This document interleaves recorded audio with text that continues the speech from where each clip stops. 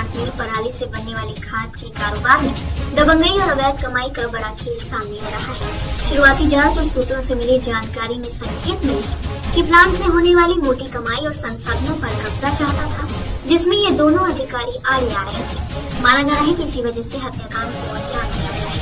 Plant से निकलने वाले बायो फर्टिलाइजर खाद लोडिंग, अनलोडिंग और परिवहन के काम में भारी आर्थिक लाभ होने के कारण इस पर लंबे समय से स्थानीय दबंगों, बिचौलियों और कुछ रसूखदारों की नजर थी।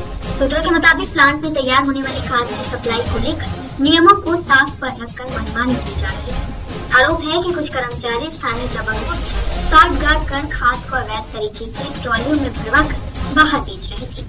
आम किसानों और छोटे व्यापारियों को जहां खाद लेने के लिए लंबी कतार में लगना पड़ता था, वहीं रसूखदार लोग अपने प्रभाव के बल पर सीधे प्लांट परिसर से ट्रॉलियां भरवाकर माल बाहर निकाल लेते थे। सूत्रों का दावा है कि आरोपी अजय प्रताप सिंह इस ट्रॉली का भुगतान करने के बाद 8 से 10 ट्रॉलियां तक खाद दबंगे के दम पर निकलवा लेता था। इस दौरान कतार में खड़े किसानों और व्यापारियों को धमका कर पीछे कर दिया जाता था। बताया जाता है कि प्लांट के भीतर नियुक्त कुछ कर्मचारी भी इस खेल में शामिल थे। अंदरूनी मिलीभगत के कारण खाद की लोडिंग में मनमानी हो रही थी। प्लांट से बनने वाली बायो फर्टिलाइजर खाद शुरू में लगभग 50 पैसे प्रति किलो की दर से उपलब्ध कराई जा रही थी, जिससे आसपास के किसानों को काफी लाभ मिल रहा था। जैसे जैसे इसकी मांग बढ़ी, इस कारोबार में बिचौलियों और दबंगों की दिलचस्पी भी बढ़ती गई। हालात को देखते हुए कंपनी प्रबंधन ने खाद की बिक्री को नई ब्रांडिंग और थर्ड पार्टी व्यवस्था के जरिए करने की तैयारी शुरू कर दी, जिससे इसकी कीमत 2 से 2.5 रुपए प्रति किलो तक हो सकती थी। माना जा रहा है कि इस बदलाव से अवैध तरीके से खाद निकाल मुनाफा कमाने वाले लोगों के हित प्रभावित होने वाले थे, जिससे तनाव बढ़ गया।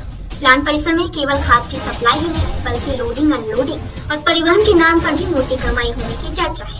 सूत्रों के मुताबिक यहाँ ड्यूटी करने वाले कुछ कर्मचारियों से ओवरटाइम के नाम पर भी दबंगों द्वारा पैसे वसूलने की शिकायतें सामने आती रही है। जब प्लांट की शुरुआत हुई थी तब यहाँ करीब 125 आउटसोर्सिंग कर्मचारी काम कर रहे थे, लेकिन बढ़ते विवाद और दबाव के चलते कर्मचारियों की संख्या घटकर अब 100 से भी कम रह गई है। इस वारदात के बाद 12 मार्च से ही आरोपी का घर और राशन की दुकान बंद है।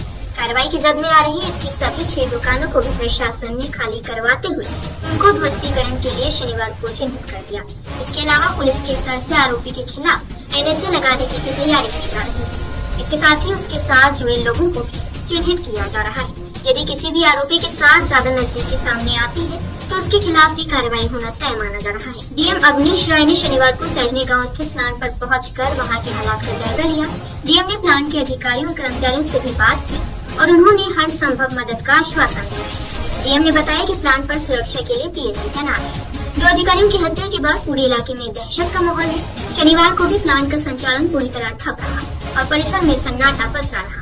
सुरक्षा के मद्देनजर मुख्य गेट पर PSC के जवानों की तैनाती कर दी गई है। इस बायोगैस प्रोजेक्ट का उद्घाटन 27 जनवरी 2024 को हुआ था। मूसाझार थाना क्षेत्र की ग्राम साचनी स्थित HPCL गैस प्लांट में 2 अधिकारियों की गोली मारकर हत्या की सनसनीखेज घटना के बाद जिला प्रशासन और पुलिस पूरी तरह सक्रिय हो गई थी। शनिवार को जिलाधिकारी अवनीश राय और वरिष्ठ पुलिस अधिकारी अंकिता शर्मा ने घटनास्थल का निरीक्षण कर पूरे प्रकरण की जानकारी ली और सुरक्षा व्यवस्था की भी समीक्षा की।